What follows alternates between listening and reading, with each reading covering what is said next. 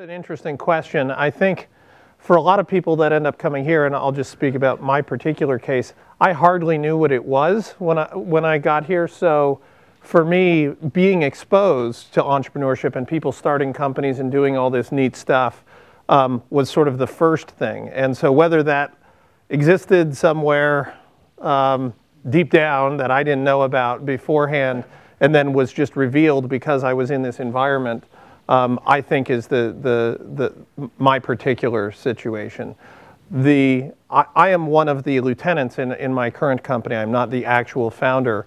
And the actual founder of the company is a brilliant technologist who's a little different than a lot of us, and certainly different than me.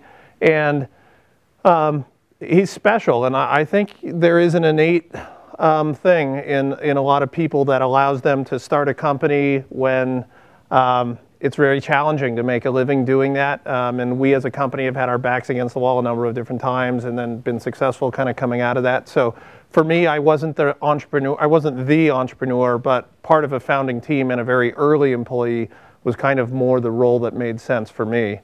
And it's something that only would have been unveiled had I been in a place like this.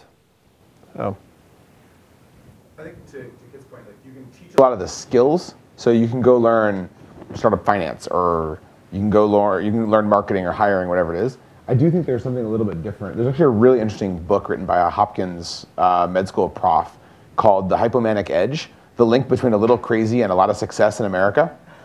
And the argument basically goes that there's a high correlation between the way entrepreneurs describe themselves and the way that hypomanics describe themselves.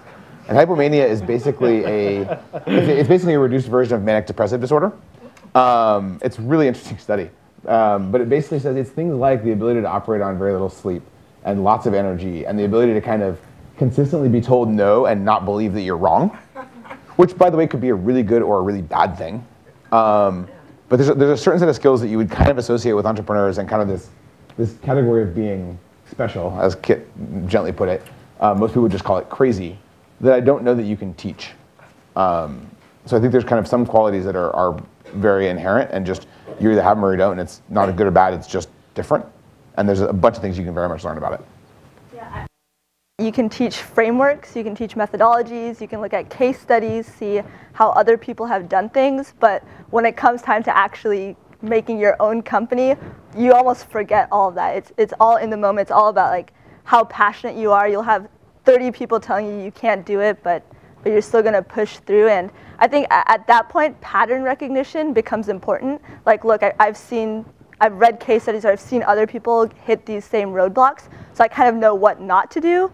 But like, there's no book on how to make every single decision and how to kind of go once you've made the decision to start a company, like, what is the step-by-step on how to make it successful? But there are a lot of great entrepreneurs out there who I'm sure are not in places in the world where they have the ability to go out and start a company. I mean, the best pianist in the world may never have seen a piano, right? So, who just has that innate capability inside of them. So, making sure that you're getting exposed to and aware of the ability to start a business, that's an important first step, obviously. It's actually really interesting. I was just thinking about this. I don't know if they still do it. When I got my acceptance letter to Stanford, it came in this folder, and the front was printed something along the lines of, for all the nights you stayed up late to get something done, for all the nights you didn't go out with your friends to go the extra mile on that project, blah, blah, blah.